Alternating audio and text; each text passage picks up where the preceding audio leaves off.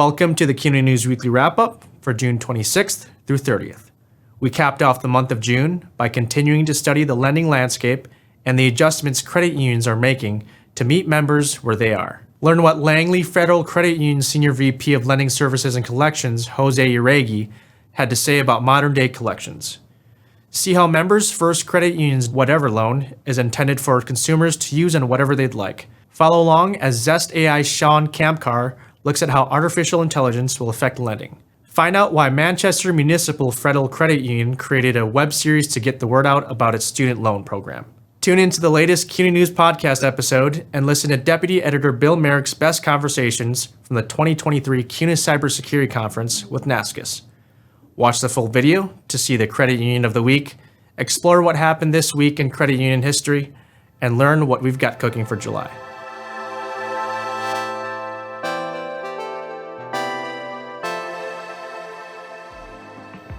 Up first, we look at collections alongside Langley Federal Credit Union's Jose Iregui. The Senior VP of Lending Services and Collections explains how collections is about much more than collecting debts from members. There's a lot more that you can do to help people, and there's a lot of people in need, he says. We have a lot of really cool programs that allow us to utilize our expertise and our knowledge for the sole purpose and benefit of enhancing our membership. Read about some of those programs and see where Iregui believes the collections industry is headed. Next, let's head over to Midland, Michigan and Members First Credit Union. The $815 million asset credit union has offered a seasonal whatever loan since 2008 to consumers who want to plan for the holidays, fill their propane tank, or cross items off their whatever lists. The program became year-round in April 2022, as Members First Chief Strategy Officer Marcy Long says, be more of a safety net to meet the financial needs members have when the unexpected pops up and life happens. When life happens, Members First members only need a checking account, direct deposit, and 6 months in their job to acquire their $1,000 loan. That's enough for us to feel confident, Long says. We understand how to help members through their financial well-being journeys and manage risk along the way. All right, let's get into technology. Zest AI head of data science Sean Kamkar believes AI can revolutionize the way we lend. He says we don't need to be scared of artificial intelligence. Rather, it's a tool that enables people to do their jobs better, faster, and more accurately. He believes machine learning can provide predictive functions while improving the accuracy and inclusivity of credit underwriting. The power of machine learning is accurately weighing and measuring data that can determine credit risk in a way that's both accurate and equitable. Kamkar writes, whether it's keeping up with demand, decreasing defaults, or increasing inclusivity, AI automated underwriting technology is not a scary robot or even a friendly chatbot, but a tool that enables credit unions to do what they do best. Manchester Municipal Federal Credit Union has had a student loan program since 2009. They recently got creative about spreading the word.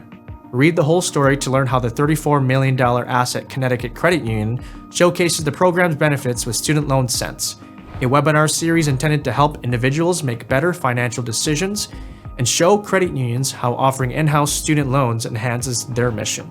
We're all about collaboration, says CEO Lori Herrick, a CUNA board member. It has been just an amazing program that I feel strongly that credit unions across this country should be offering their membership. Down to New Orleans and the 2023 CUNA Cybersecurity Conference with NASCIS. Were you able to attend the conference earlier this month? Or just want to brush up on what was discussed? Deputy Editor Bill Merrick has you covered in the latest episode of the CUNA News Podcast. Here's a clip from that episode. Two things have really changed here in the last couple of years. The first, and it goes back to that IBM data breach report, the bad guys are in for 200 days. What are they doing in 200 days? They're learning about the business. They are figuring out as much as they can, and they're monetizing everything they can while they have access. Ransomware these days is usually their last act going out the door. Now, over to CUNA Senior Editor of Public Affairs Communications, Alex McVeigh, for a look at what's happening in Washington, D.C. Though Congress is out until after July 4th, it was a busy week in D.C. on the regulatory front. CUNA filed several comment letters, including with NCUA on its request for information on climate-related financial risk. We told the agency we appreciate its awareness of climate risk as an area to monitor, but as credit union's federal financial regulator, it is important to maintain a holistic understanding of potential risks. We agree with collecting information on this topic, but strongly oppose any subsequent mandatory reporting procedures or any actions to prevent credit unions from making decisions to best serve their members. Credit unions know best when it comes to their operations, members, and potential risks. Additional comments sent this week were in response to the Federal Housing Finance Agency's Fair Lending Oversight Plans and on NCUA's annual review of 1/3 of its regulations. Details on all of these can be found at news.cuna.org. Thanks, Alex. Our credit union of the week is Mountain Credit Union in Waynesville, North Carolina. The credit union formed to serve federal employees on April 5, 1963 as AFE Federal Credit Union, which stood for Asheville Federal Employees. Undergoing several mergers in the 1980s, AFE FCU changed its name to Mountain Federal Credit Union in July 1983. Today, the $330 million asset credit union led by President and CEO Amy Woody has 7 branches and more than 29,000 members.